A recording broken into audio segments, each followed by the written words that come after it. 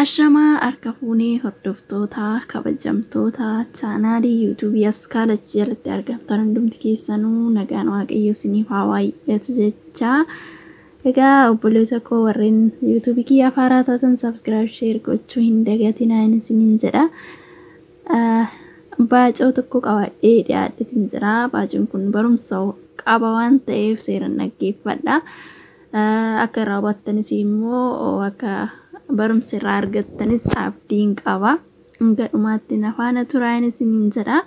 Egaa baacoon kun baay'ee kan nama bohaarsu yookiin immoo barumsa of keessaa qaba waan ta'eef dhaggeeffadha isiniin jedha. Akka isinitti tolus immoo abdiin qaba. Egaa gara baacoo kiyyaatti isin dabarsaa. Namichi tokkotu jira ture. Namichi kun haadha warraa fi ijoollee dhiiraa lama qaba ture. Manni kun kan waaqayyooti jedhanii ol seensanii yeroo namtichi ol seenu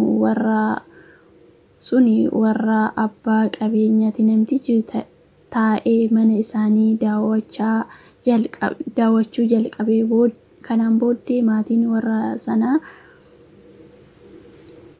namtichi warra san hunduma waliin qabatanii hiratan nyaatanii erga raawwatanii haasaa eegalanii namticha eessa deemtaa jedhanii ni gaafatanii.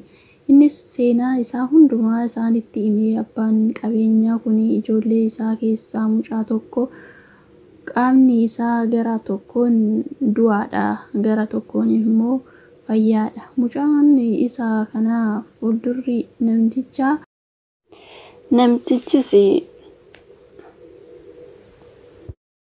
namtichis ammas wantoota mulukseen bitadhu siin jedhe sana keessaa tokko wanta isaa hin galchine keessa hin galinii kan jedhu akka jiru yaadate. Kuni hojii waaqayyooti.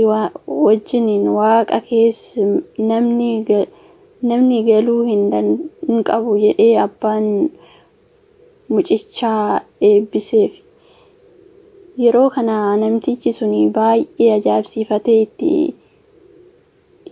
hiyyeessa taatee osoo jirtuu waaqayyoon beektee hojii waaqayyoo hundumti sirriidha jettee fudhachuun kee soorota akka caaltu si taasise jedheenii maallaqa jireenyaa namticha hiyyeessa sana jijjiiruu danda'u. Kanaaf nama lafti bariinan akka galee haadha warraa fi ijoollee isaa arguuf gaggeessee jedha. Namtichi gammadee maallaqa argate sana fudhatee gara maatii isaatti galee yeroo inni mana isaa ga'u lafti halkan ta'ee haati warraa fi ijoolleen isaa rafanii turan. Yeroo kana namtichi kun balbala mana isaa banee yeroo ol seenu iddoo ciisicha siree isaa irratti namoota 3 rafan jiran arge.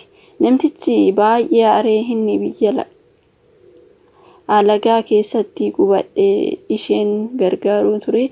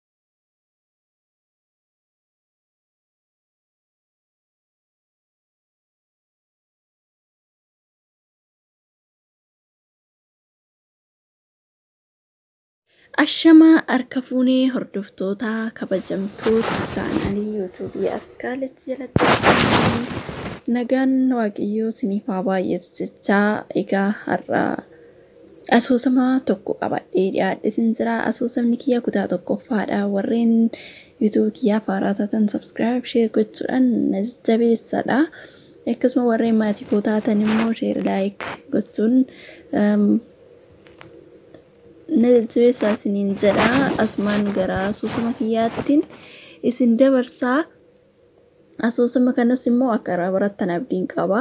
Hanga dhumaatti dhaggeeffadhaa too'in isiniin jedha. Kutaa tokkoffaadha.